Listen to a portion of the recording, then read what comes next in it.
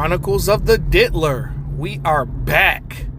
Oh, man. And again, shout out to Inner City Press for the transcripts. We gonna talk. We gonna talk a little shit. And finally, they are adjourned. So we gonna start all the way from earlier on today. And I seen a little snippet of what is there to come today. And, you know, I am very curious because yesterday I didn't expect yesterday's transcripts to be as entertaining as they were. But, so it says victim Nia and Nash. Nash is one of, I think it's one of Puffy and Cassie's former assistants. I don't know who Mia is, but we're going to find out who Mia is. All right. Let's see. Let's get it started and let's get retarded. All right. So we start off right here.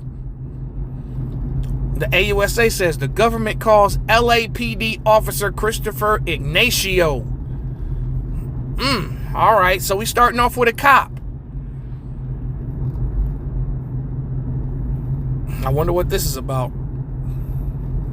So the AUSA asks, what is a radio call? Ignacio says someone calls 911 and it gets sent to the next available LAPD unit on duty. On December 22nd, 2011, what was your shift? 6 a.m. to 6 p.m. in a marked police vehicle. What do you remember? Got a call around 8 a.m., code 3 with lights and sirens to 8925 Hollywood Hills Road. What did you find there? An Escalade. I memorized the license plate. Why? I thought it could be involved in a crime the way it left as soon as we got there. Why didn't you go after it? We didn't have a crime. The front door was unlocked. We went in. What did you see? High-end watches and purses, and some wrapped, some unwrapped. 2 detectives show up. When we came out, I saw the same black Escalade now driving down the hill. And then what? Mr. Mescuddy arrived in a Porsche. You ran the plate of the Escalade? Yes, it came back as Bad Boy Records. No further questions. Cross-examination, Mr. Steele? Uh-oh. So, Mr. Combs, Brian Steele, his lawyer steps up to the plate. One of the 50 lawyers that P. Diddy got. So, Brian Steele asks, this was 13 years ago, right? Ignacio says, yes. You read your partner's report. Yes. The streets are dead ends, according to the map. It's a beautiful neighborhood, right? Cul-de-sac. I'm sure. You don't follow the car as it drives away? Right. Did you see a Porsche? I don't know. Do you know the definition of a kidnapping? Objection sustained.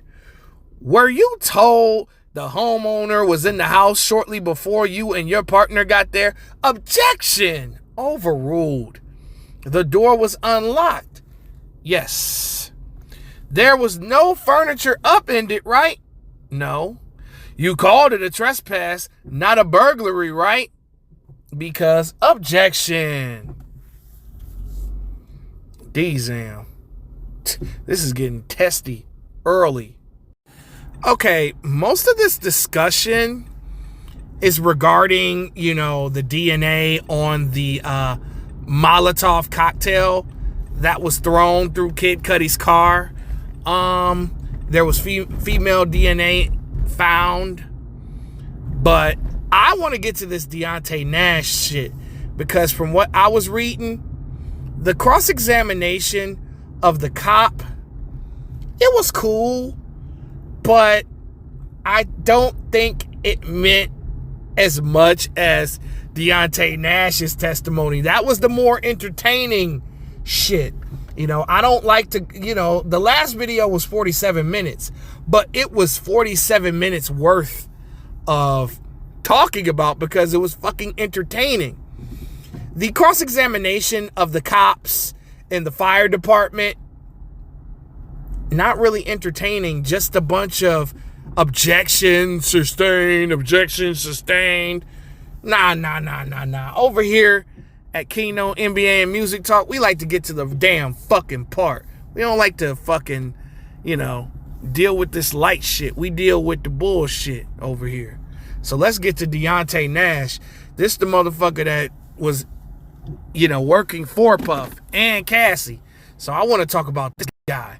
Deontay Nash is little Carl Anthony Towns like, you know what I mean? He a little bit on the sugary side of the game. So, and them motherfuckers know everything that went down. So let's talk. All right, let's see. Let's get to the Deontay Nash testimony. Because from what I was reading, this was insane. Like, all right, so the the government calls Deontay Nash. Are you here under subpoena? Yes. Do you want to be here? Absolutely not. What is your work? Celebrity stylist. In 2008 for Puff and Cassie. You see, y'all girls and y'all fruit booty niggas call that shit the tea. I call it that bullshit. I call it the bullshit. Let's talk. Let's talk that shit.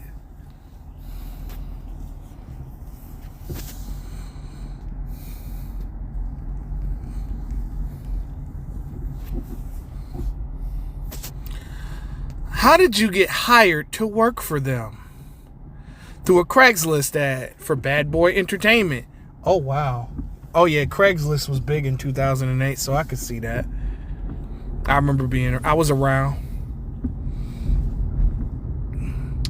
This photo, is it a fair and accurate portrayal of how you looked at the time? Not even close.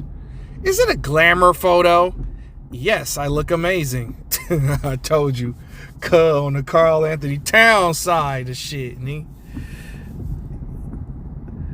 AUSA, how often would you witness Mr. Combs and Miss Ventura interact? At least once a week. What did Mr. Combs call Miss Ventura? Bitch, hoe, CC, baby girl, slut. He would call her an outright hoe, a slut anyway. How did she react? Sad.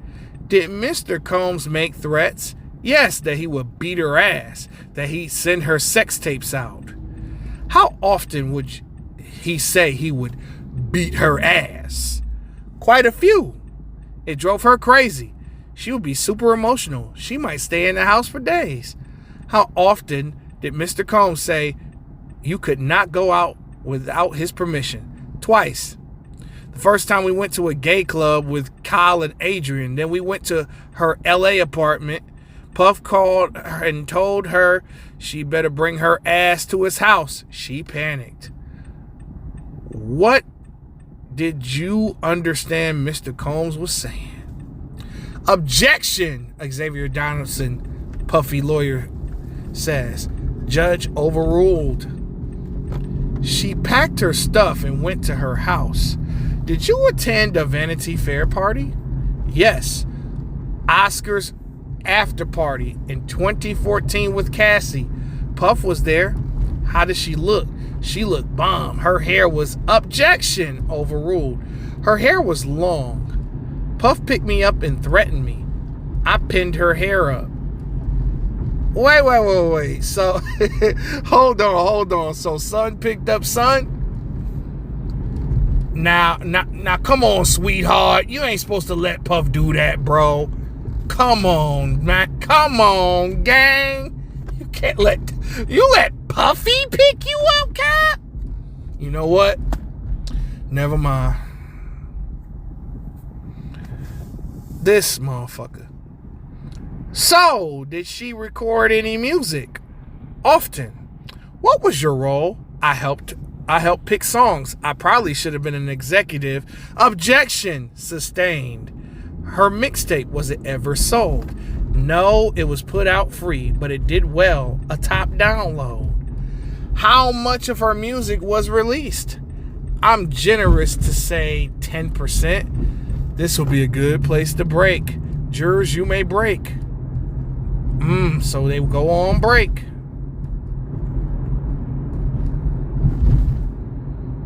All right, so AUSA Comey delivers the cross-examination now. So they switch AUSAs. How many times in person have you witnessed Mr. Combs be violent? Quite a few. This is a sealed exhibit. Without saying her name, do you recognize this person we'll call Mia? Yes. What were you and Mia helping Cassie pack for? The OVO Fest in Canada. Oh shit. Who came to the door? Puff. He said, "Bitch, didn't I tell you to answer your phone?" Then he dragged her by the hair and hit her. How hard was he hitting her? Objection. Overruled. Very hard. We ran to the bedroom, but Puff pushed it open. He continued to attack Cassie with his fist. What did you do to try to help Cassie? I jumped on Puff's back and he threw me off. Mia too. Damn. He tossed sis right the fuck up off him. Nigga said, bitch. Hey, yo. This is wild. All right, back to the bullshit. All right, so Cassie's head hit the bed frame. She was bleeding, but Puff continued hitting her. Where was Mia? Getting towels? What did Mr. Combs say to you, Mia and Cassie? He said, look at what y'all made me do. He said she'd go to a plastic surgeon. With who? D-Rock. He was Puff's security. Damn, D-Rock was involved in all the bullshit. After that, when did you see her? The next day. FaceTime or something like that. She had a gash in her eyebrow. Yeah, I remember that picture. I remember that gash on her eyebrow. Were you once cooking with Cassie when Mr. Combs got violent? Yes, Puff came. What did Mr. Combs say? He said, y'all better get out my house. He was grabbing her by the hair. He pushed her out the door and began to do the same thing to me. But I don't have hair. He popped me. He told me to go downstairs and wait. Not popped him like a 8-year-old. They came down and Puff was berating us. As we drove off, we got a phone call. Objection. Judge says, new question. Call from who? Puff. He told us to stop and he came to the window. He said he'd put her sex tapes on the internet. Damn, this nigga Puff held them tapes over her head for years. Cassie. Either way, you were going to be fucked. You might as well just let that nigga just do that shit, bro. Call his bluff. Puff said that he'd send her sex tapes to her parents' jobs and get them fired. That her brother was a bitch. And that he only protected her. That's hilarious. Oh. Damn. I would switch that up. Yeah, Cass. Yeah, you might as well have remained in your place. Take whatever the fuck my last sentence was. I take that shit back. What did you tell her? That Puff is on the sex tapes too. She said he is not. He was taping her with other men.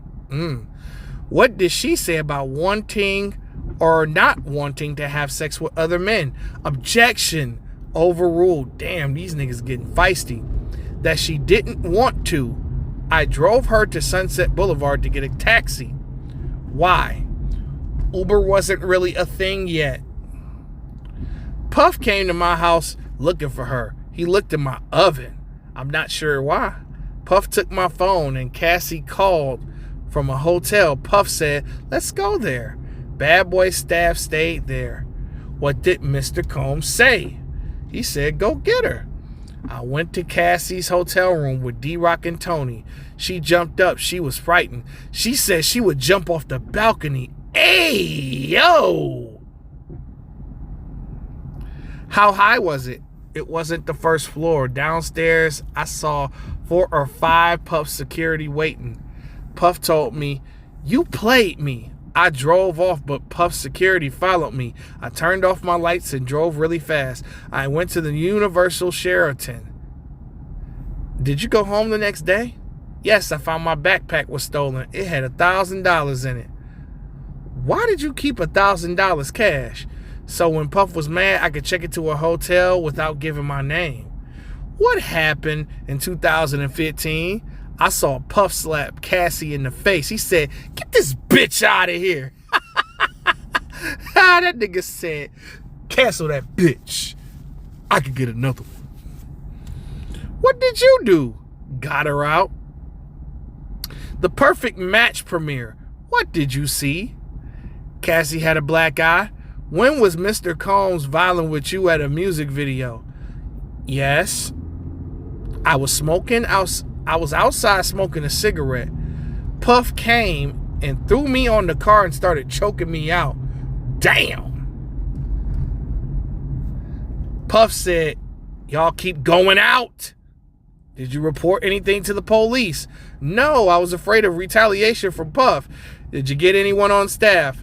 Christina Coram, KK. What did she say? That she would talk to him. Did anything change? No. How often did you help Cassie hide? Often. What did Mr. Combs do? He would blow up our phones. KK would too. She would say Puff is calm. Cassie would go back.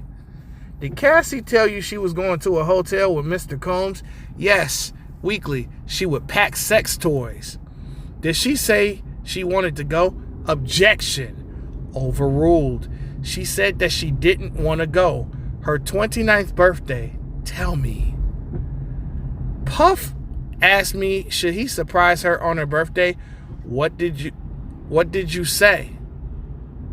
Girl, I was not about to tell him not to surprise her. Did she use the word freak off with you? Not like freak off, more like freak off.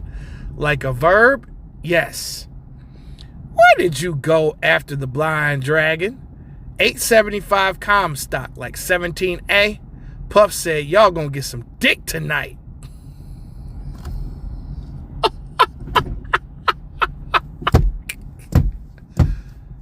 all them niggas. All them niggas. Oh my God. What did Miss Ventura say? That she didn't want to go, but he made her. They left the house. She was super high. New Year's Eve, 2017. Where were you? Vegas, with Cassie and the staff, all on the same floor of the hotel. Puff's room was at the end of the hall. What did Mr. Combs tell you? That Cassie had been asleep for 24 hours. I had to take her up. I had to wake her up. Did she wake up? She woke up for me. What did Mr. Combs say? That he spent all this money, so she had to. Then there was a low-budget producer, and then he laughed. Uh-oh. How many of your meetings with prosecutors did you end early? Probably all of them. Did you stay in touch with Mr. Combs? Yes. What was your tone? Loving. Why? I don't hate him. It's not in me. No further questions. All right, so then Xavier Donaldson, Mr. Combs' lawyer, comes up and cross-examines Nash. Deontay Nash. Mr. Donaldson asks Nash, how are you? Blessed. When he met with the government, you had an attorney present? Yes. The subpoena didn't mean you had to go to their office. Right. You hired a civil lawyer, Mr. Dunn, to represent you. You considered litigation against Mr. Combs? No. Does this document show that? It's their assumption. But no. I have counsel to protect me. I don't do federal court. On March 10th, 2025, did you not tell Miss Comey that you are considering a civil complaint against Mr. Combs? No. DX 1800. What is this? Cassie in the video for the mixtape. And 1801. Cassie and Usher. This is the 2016 Bad Boy reunion show. Did you pick out that dress? I don't remember. You didn't start as a celebrity stylist. It was Mr. Combs that introduced you to Cassie, right? I met her, Mrs. Fine. Yeah, he threw some shade with that one. Sis threw that shade at that motherfucker so Puff could feel that shit, nickel. Sure, go ahead. So it's Mr. Combs who made you a celebrity stylist. Sure, go ahead. I am going ahead. As a celebrity stylist, you pick clothes like for Mrs. Fine's wedding. Yes. Did you know Groovy Lou? Yes. As head of Bad Boy, it was in Mr. Combs' interest that his artist Cassie looked good, right? I suppose. And Bad Boy paid for Cassie's studio time, right? Yes. Miss Ventura can't go to the studio unless Mr. Combs pays, right? What is Young and Reckless? A streetwear clothing brand. Cassie owned a part of it. Mr. Combs had nothing to do with it. He had to improve everything. Wasn't Brianna Bongolet involved as a stylist? Who else were you styling for in 2016? Cassie, Puff, Mace, Lil' Kim. Major artist? And on the mixtape, you were executive producer but got no credit. Meek Mill was on the mixtape? Yes. Pusha T? Yes. Can I take a break? Yes. How much more? No way I'll be finished by 4. Did you know that before I told the jury it'll be 4? I don't know. Well, we'll go to 4. The AUSA says I'll rebook. Shit getting even more wicked and ignorant, man. Xavier Donaldson says, nice coat. Nash says, thank you. What size? Not your size. Right answer. Mr. Combs was the final decision making? No, some of them look terrible. You are friends with Mrs. Fine, right? Yes. When's the last time you spoke with Bonner? Yesterday. Not about testimony, right? Right, she saw it on the news. When'd you speak to Cassie? Yesterday. I congratulated her on the baby. You saw her take drugs? Cocaine, ecstasy, MDMA, mushrooms and acid? I'm not like privy to that. Not to get in your business, but have you used cocaine? Did you smoke pot before meeting with prosecutors? Yes, and Maureen cut it short. You told her that you were high? That I was smoking. Making a video costs hundreds of thousands of dollars, right? Not necessarily. Who was Mia? Puff's assistant? You and Mia jumped on Mr. Combs to protect Cassie from him, right? And to protect him from doing something worse. And D-Rock tried to protect you and not protect Mr. Combs. Yes. We're at 4 p.m. Who were the witnesses after Mia? We think she will go along, but after her, Enrique Santos. The judge says after today, Mr. Agnifilio, give you exhibits by 5. We can only get back to the office by then. So the court ended up being adjourned after that. Like I said, I wanted to get to Deontay Nash's testimony. I think his shit was a little bit more entertaining than the interviews with the police officers that responded to certain shit. To Kid Cudi's car fire and the fire department. Nash had that bullshit on him. My overall thoughts is, wow. This is like a horror movie, bro. This is like another Jordan Peele movie and a Lifetime film rolled up into one. These are the transcripts for May 28th, 2025 for the Sean Diddy Combs trial. This is King Known NBA Music Talk, and I'm out.